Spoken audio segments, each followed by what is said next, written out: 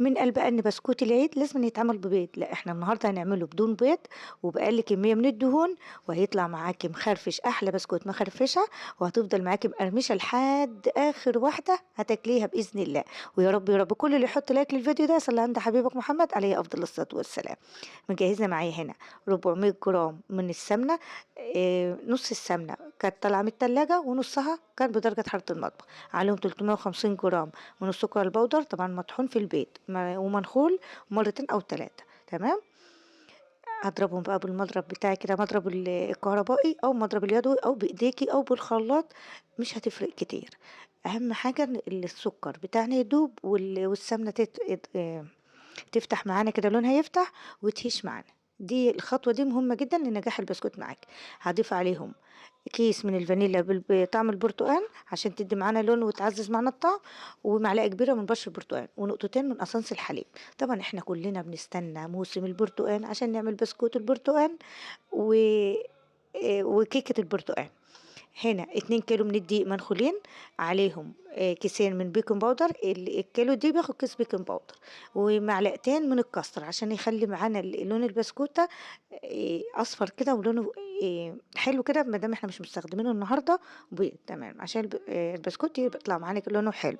لو مش متاح عندِك ممكن تستغنى عنهم، هم بس نضيفينهم عشان يدّي معانا لون تمام. ونبدأ بقى نلم العجينة بتاعتنا.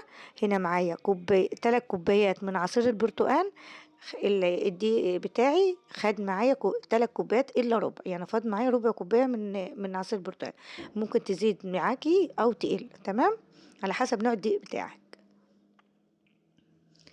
شايفين؟ ده القوام، لازم العجينة بتكون مفتحة كده تقطع كده ما يبقاش فيها عرق تمام. أنا بقى باريّحها بس على ما أجهّز المكنة والحاجة بتاعتي.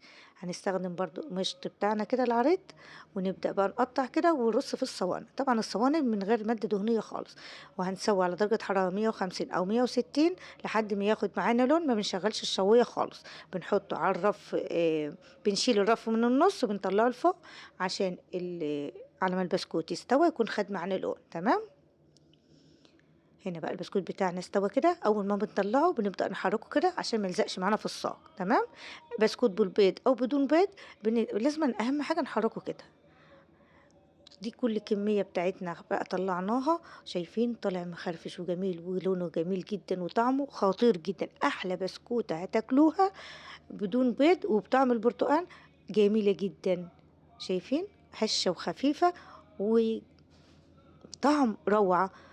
متابعين كتير بعتوا لي على الخاص كانوا حابين وصفة البسكوت اللي بدون بيض.